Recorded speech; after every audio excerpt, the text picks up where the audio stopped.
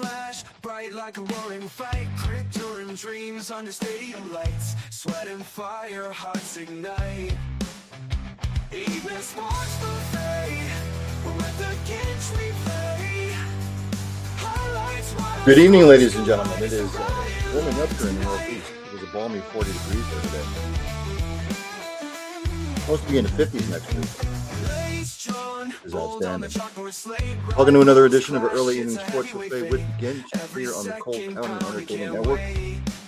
Thanks for tuning in. If you're tuning in live, or if you check it out later, questions, comments, criticisms, all welcome.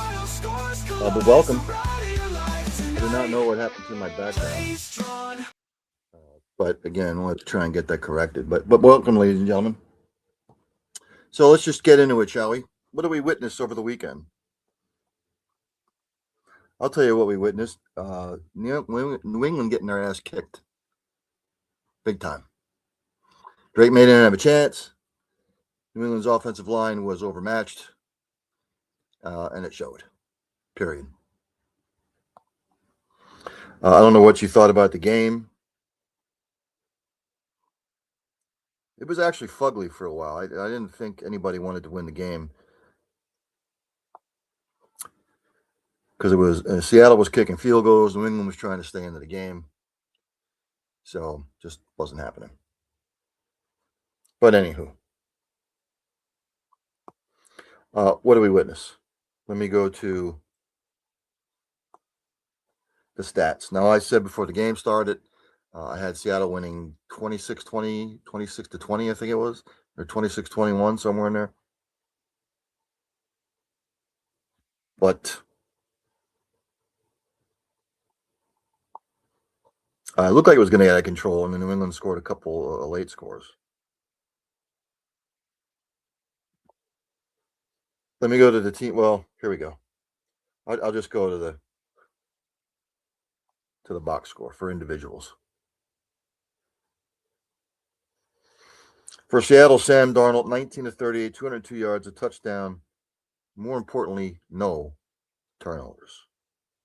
Kenneth Walker, 27 carries, 135 yards.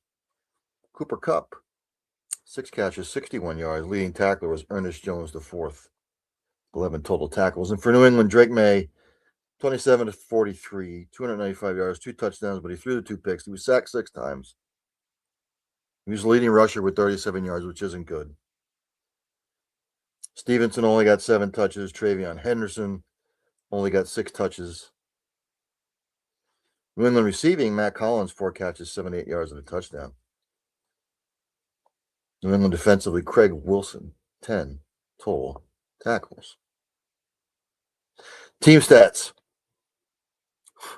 Again, I said before the game, you win the turnover battle. Seattle won the turnover by, didn't turn it over any. Turned New England over 3 times. They won the rushing battle almost 2-1, 141-79.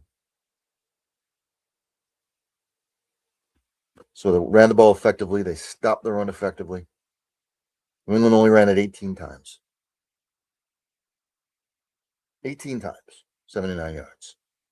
And I thought in the second half, they made the adjustment. They were starting to run it on the outside, by the way. They had a couple of good runs on the corners on the outside, and I thought maybe they would stick to it, but they didn't. I thought they got a little antsy trying to throw it all over the place, which I thought was a mistake. You know, people will say, well, Seattle's defense, they couldn't run the ball effectively, so they got away from it. Again, I will say this. Back in 2002, 2003, when Tampa Bay beat the Raiders in the Super Bowl, you go back and take a look at the stats. I think Tampa Bay ran the ball, I think it was like 35 times for like 94 yards or something like that, but they ran it 35 times. Just, you can't get away from it. And I thought that's what New England did, was they got away from running the football. And they put too much pressure on Drake May, especially with the way the New England's offensive line was playing in protection. It was fucking god-awful. Let's just call it for what it was. New England's offensive line was ass. Period. They sucked. And they did Drake May no justice. None.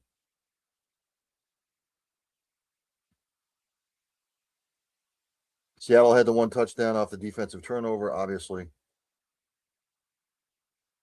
But it wasn't like Seattle was doing anything spectacularly in offense either. It's just that their defense stepped up to the plate, which many thought they would, and they did.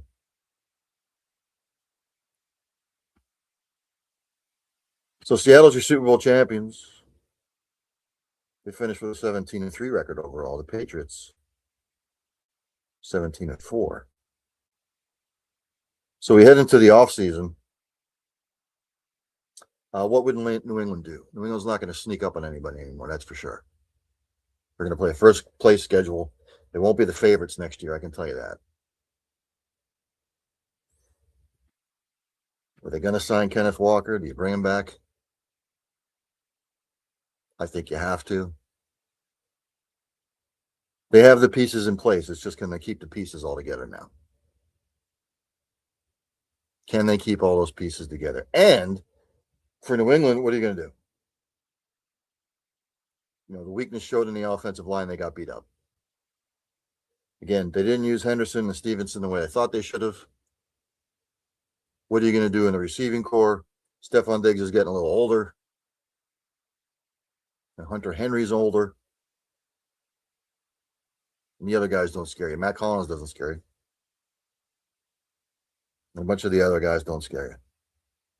Defensively, I think they'll be okay.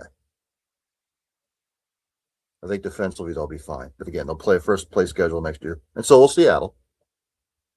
I know Seattle opened up as the Super Bowl favorite to repeat. I think that's based off the current situation that they're going to keep everybody. I think it was Seattle. I think Buffalo was in there.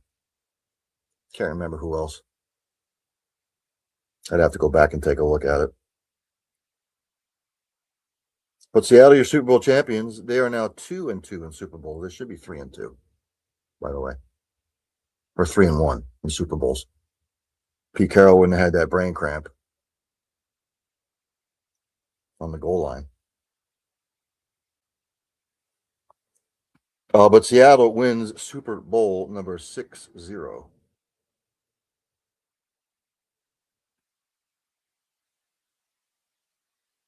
So a depression will kick in for people because not only college football, but the NFL now is over.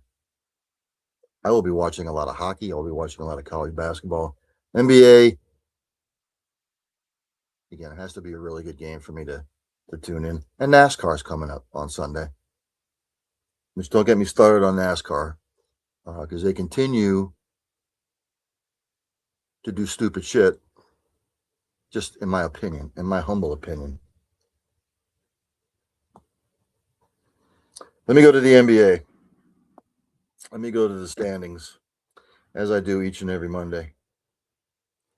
Eastern Conference, the Pistons still sit on top. They're 39-13. The Knicks and the Celtics, second and third, they're both 5.5 back. Cavaliers are fourth, 7 back. Raptors are fifth, 8 back.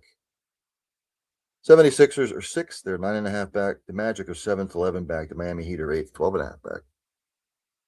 The Hawks are ninth, 14.5 back. The Hornets, the last place team for the playoff, play-in, whatever to call it now. They're 15 back. Right now, Bulls, Bucks, Nets, Wizards, Pacers. Western Conference, the Oklahoma City Thunder sit on top, 41-13. Spurs putting some pressure on them now. They're 4 games back. They're in second. Nuggets are third, 7 back. The Rockets are fourth, 7.5 back. Lakers are fifth, 8 back. The Timberwolves are sixth, 8.5 back. Suns are seventh, they're 9.5 back. The Warriors are 8, 12 back. Portland is ninth, 15 back, as are the Clippers. They're 10th, 19 back. That leaves the Grizzlies, Mavs, Jazz, Pelicans, Kings.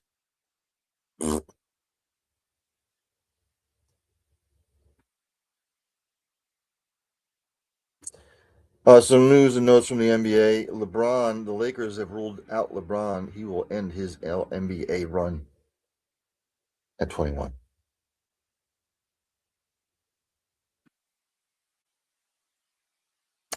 He called out his team.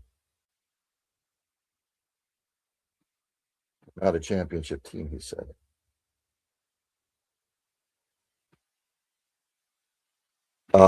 He can compare him with, what did they ask him?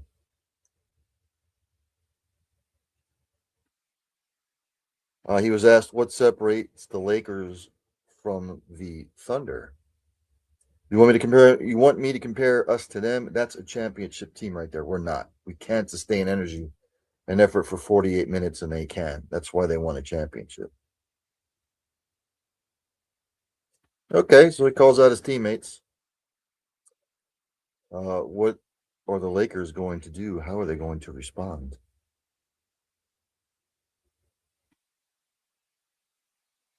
Jason Tatum, he's started practicing, but his return is unclear for the Celtics. If you watched the Pistons Hawks games yesterday, it got ugly there. 4 players were tossed after the brawl. If you watched it, reported by the Associated Press, Charlotte's Moussa Diabate and Miles Bridges were tossed, along with Detroit's Jalen Duren and Isaiah Stewart. Hornets coach Charles Lee was ejected in the fourth quarter after he had to be restrained from going after an official arguing a call. Basically, the scenario was this. Duren had the ball and was driving toward the basket with just over 7 minutes left in the third quarter when he was fouled by Diabate. Duren turned around to get face-to-face with Diabate, and the two appeared to butt heads. Duren then pushed Diabate in the face with his open right hand, starting a confrontation that lasted more than 30 seconds and ultimately ended with a brief police presence on the floor.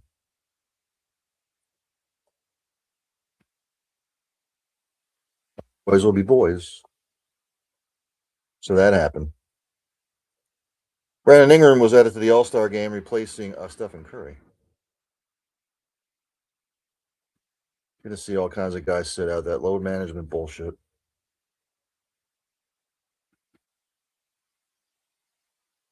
On the slate tonight, Pacers are at the Knicks, the Clippers are at the Rockets, the Mavericks are at the Suns, and the Spurs are at the Lakers. NHL, obviously, on their break. I'll go down the standings anyway. I think they return February 26th. In the Eastern Conference, right now, in the Atlantic Division, Tampa Bay is on top with a 37-14-4 record. 78 points. Montreal is second. They're 6 points back. Red Wings also tied for second, 6 points back. The Sabres are fourth. They're 8 back. The Bruins are fifth. They're 9 back. Senators, Maple Leafs, 6th and 7th, respectively. They are both 15 back. The Panthers in last, 61 points, dealing with all those injuries. They are 17 back. Metropolitan, the Carolina Hurricanes, 78 points. They're in first. Pittsburgh Penguins, 8 back. They're in second. The Islanders, third, 9 back with 69 points. The Blue Jackets are fourth, as well as the Capitals, 65 points apiece. They're 13 back. Philadelphia Flyers, 6th, 17 back. Jersey Devils, 7th, 58 points, 20 back. And Rangers fans, I feel for you. They are in last place, 50 points, 28 points back. The season ended today. The Lightning, the Hurricanes, the Canadiens, the Red Wings, the Sabres, the Bruins, the Islanders, and the Jackets and the Capitals would all be in. Western Conference to Central, Colorado, 83 points. They're in first. The Wild are second, 78 points. They're 5 back. Stars are third, 77 points, 6 back. Then there's a separation to fourth. Utah Mammoth, 64 points. They are 19 back. Predators fifth, 59 points. They are 24 back. My Blackhawks are sixth, 53 points. They are 30 back. The Jets, seventh, 52 points. They are 31 back. And the St. Louis Blues. Yes, it is Blues time in St. Louis. They are not good. They are eighth, 49 points. They are 34 back. Out there in the Pacific, it's getting kind of tight. The Vegas Golden Knights on top with 68 points. Edmonton second, 64 points. They're 4 back. The Kraken and the Ducks, third and fourth, 63 points, 5 back. The Kings, fifth, 60 points. They're 8 back. Sharks are sixth with 58 points. They're 10 back. The Flames, 52 points. They're in seventh. They are 16 back. And the Canucks, 42 points. They're in last place. They're 26 back. The season ended today. The Avalanche, the Golden Knights, the Wild, the Stars, the Mammoth, the Oilers, the Kraken, and the Ducks would all be in the playoffs if the season ended today.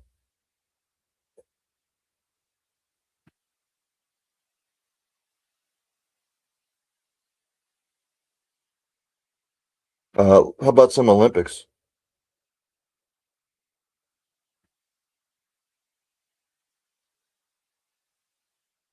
Ilya Malinin is taking the Olympics by storm.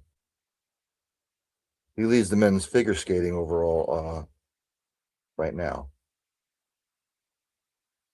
He would have to have some sort of major collapse for him not to win the gold.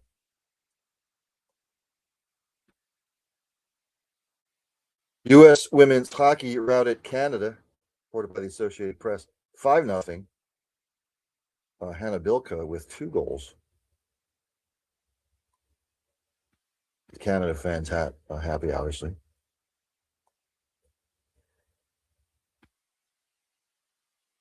Americans Ariana Radler nor Katarina Huber. I'm sorry. Let me just read over. This is also reported by the Associated Press. Ariana Radler nor Katarina Huber have ever won a World Cup skiing race, yet now they're Olympic champions, is what the headline is. The Austrian duo won gold in the new team combined event at the Olympics.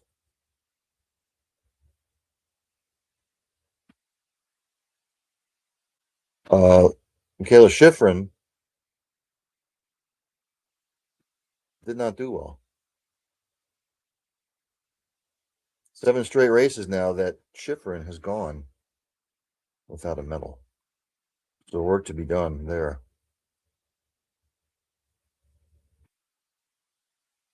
If you follow curling,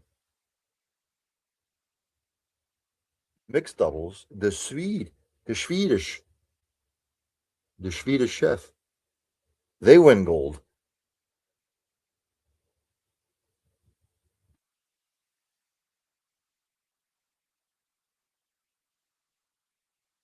Let's see what the medal count is. If you're keeping track. Norway has won 12 overall medals. Italy has won 11. Japan, 8. United States, 7. Sweden and Germany each with 6 apiece. Switzerland and Austria with 5 apiece. And then France with 3. Canada with 3. And follow the bouncing ball.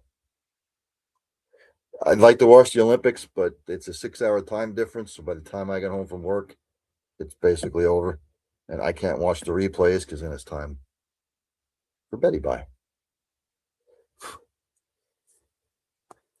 Women's college basketball, we are 6 weeks away from March Madness. I will go with the coaches poll this week in women's. Ohio State's 25th, Princeton's 24th. Alabama's 23rd, Tennessee 22nd. Tennessee on a skid. North Carolina's 21st, West Virginia's 20th, Kentucky 19th, Texas Tech 18th. Maryland 17th, Ole Miss 16th, Duke 15th, TCU 14th. Michigan State 13th, Iowa 12th, Baylor 11th, Oklahoma 10th. Louisville 9th, Ohio State 8th, Michigan 7th, LSU 6th. Vanderbilt 5th, Texas 4th, South Carolina 3rd, UCLA 2nd. UConn again, unanimous number 1 with 31 out of the 31 place votes. They are 25-0.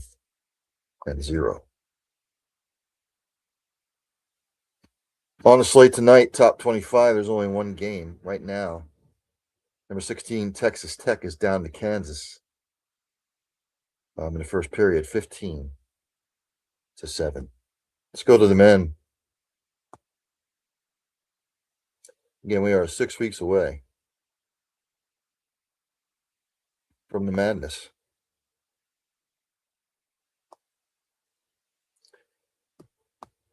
As soon as the rankings come up here. I will also use the coaches poll. Iowa's 25th, Miami of Ohio still undefeated at 24-0. They're 24th. Louisville's 23rd, BYU's 22nd, Arkansas's 21st. Vanderbilt's 20th, St. Louis is 19th, Clemson 18th. St. John's 17th, Texas Tech 16th, Virginia is 15th. Florida 14th, North Carolina 13th, Purdue 12th, Gonzaga 11th, Michigan State 10th. Kansas 9th, Nebraska is 8th, Illinois 7th, Duke 6th, UConn 5th, Iowa State 4th, Houston 3rd, Michigan 2nd, and Arizona still on top, undefeated, 23-0.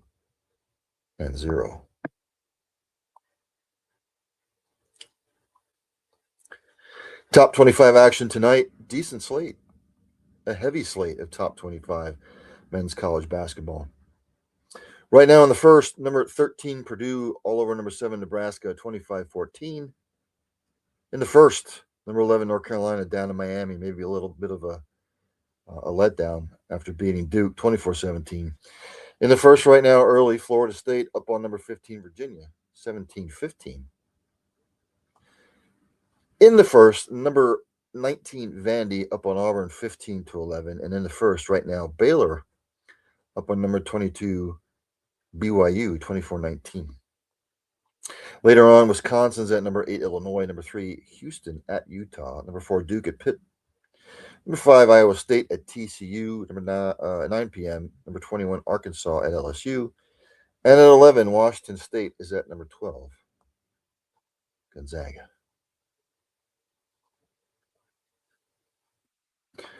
Soccer, EPL, this past weekend and continuing into this week.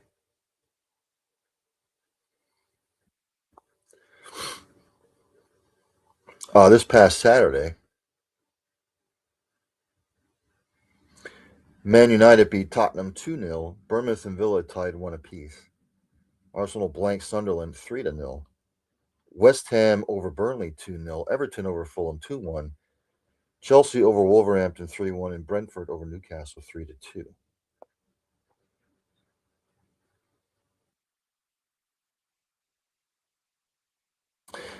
Then yesterday, Crystal Palace beat Brighton 1-0 and Man City over Liverpool 2-1.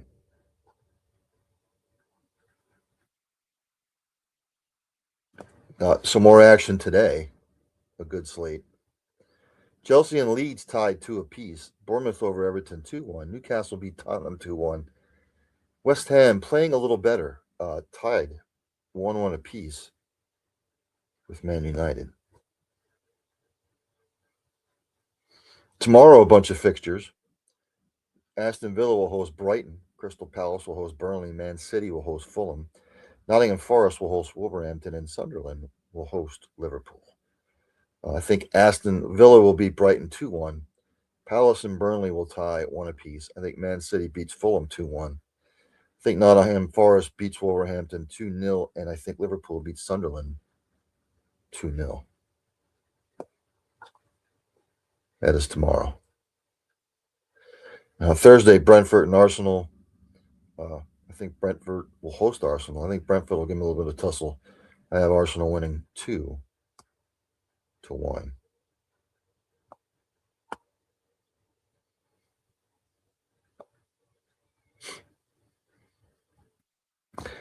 Golf this week, Waste Management Open. If you watched it. Let me get to it.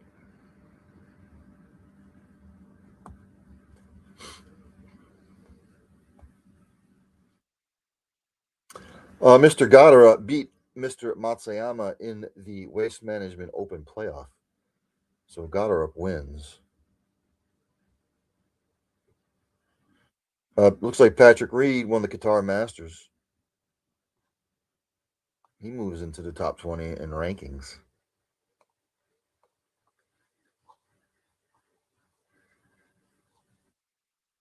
I think the women pick it back off again this week.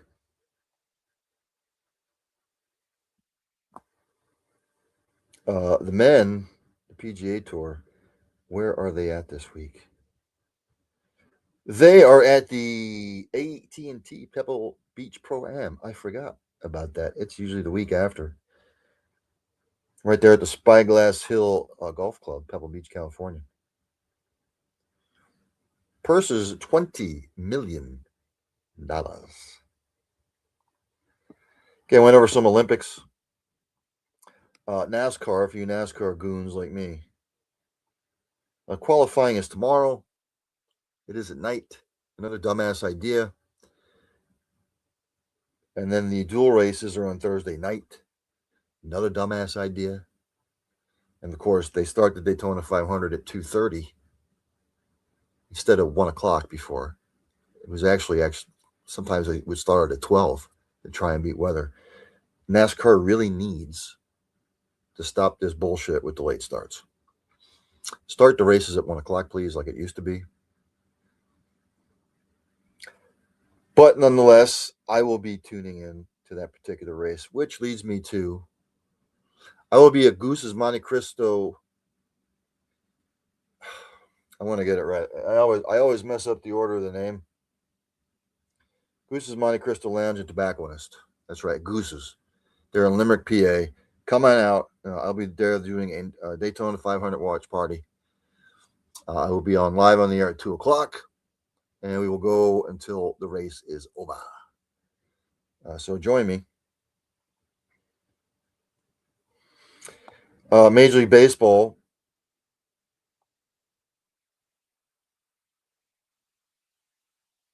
Some Major League Baseball news. Francisco Lindor for the Mets. He may need surgery. And the Mets are moving Juan Soto to left field.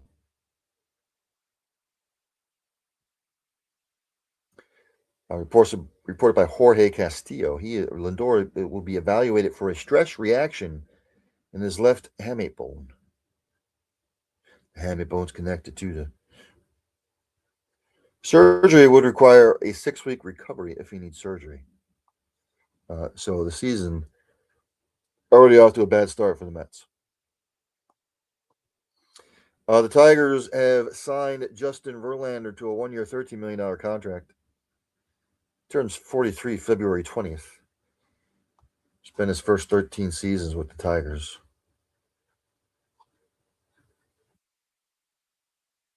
Toronto Blue Jays got some bad news. Anthony Santander is expected out 5 to 6 months. He has a torn labrum in his left shoulder. Ouch. Been there. The Braves, Mr. Schwallenbeck, he'll start the season on a 60-day IL due to his elbow issues.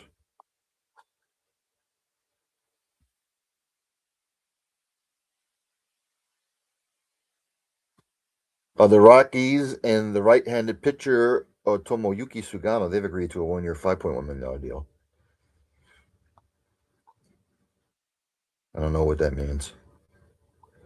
Does it make the Rockies they're not good. So that's some MLB news. And I think that's going to do it. I haven't done some college football stuff in a while. Just some college football news.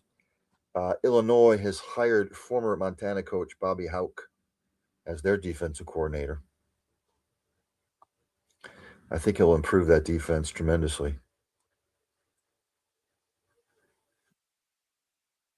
Some of the stuff I've already been over. Detroit will not host a bowl game for the first time in 29 years, reported by Adam Rittenberg Espin.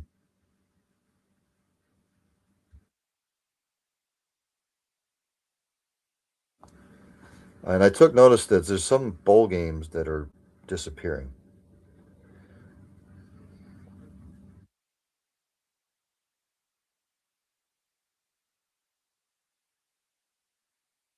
I found this interesting.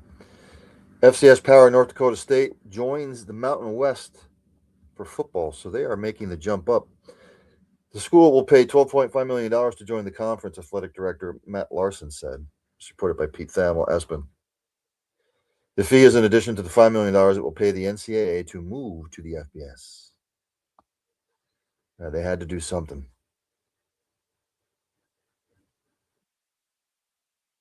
So I think that's going to do it for tonight. Again, with no football anymore until the summer when everybody ports for camp. It's going to be kind of slow, and the NHL's on their break, so it'll be sort of slow here for the next couple of weeks. So, hope everybody stays warm out there. As I end each show, practice compassion, practice empathy, have passion for what you do. Hug somebody every once in a while; you might make their day. Tell somebody you love them. You may not get another opportunity. For God's sakes, if you see somebody struggling, ask questions, inquire how you can help, what you can do to get the person help. You might not just be saving a life. You might be saving a multitude of lives. With all that being said, enjoy the night, everybody. I'll see everybody tomorrow right here on the Cole County Entertainment Network for another edition of Early Eating Sports Buffet with the Ginch. Only one thing left for me to do, and that's to have Dandy Don Meredith take me out. Have a good night. Turn out the lights, the party's over. They say that all good things must end. Call it a night, the party's over. And tomorrow and next year starts the same old thing again.